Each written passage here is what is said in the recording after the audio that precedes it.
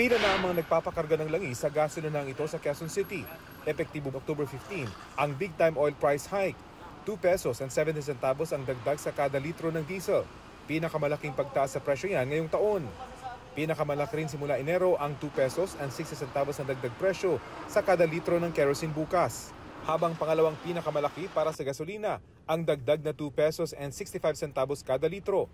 Ayon sa Department of Energy, wala namang disruption sa supply, pero nagsimula ho ito nung nagkaroon ng Iran attack against Israel. So ito'y dala ho nung pangamba, sentiment nung market towards larger, yung mas malaking gulo doon sa Middle East. Ang grupong Bayan Muna nagkasa ng kilos protesta laban sa oil price hike. Sila raw na mahihirap ang agad-agad tinatamaan. Kapag tumataas ang presyo ng langis, tumataas din po ang pangunahing bilihin. Kailangan po, tanggalin po yung VAT. Napakalaking bagay na po yun. Ang grupong Piston magsasagawa ng kilos protesta.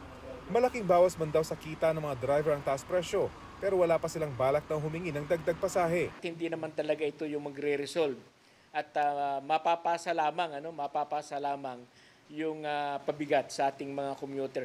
Hindi pa tiyak kung simula pa lang ito ng tuloy-tuloy na pagtaas ng presyo ng langis dahil hanggang ngayon tuloy ang kaguluhan sa Middle East at papalapit na ang taglamig na kadalasang nagpapataas sa konsumo ng krudo sa buong mundo.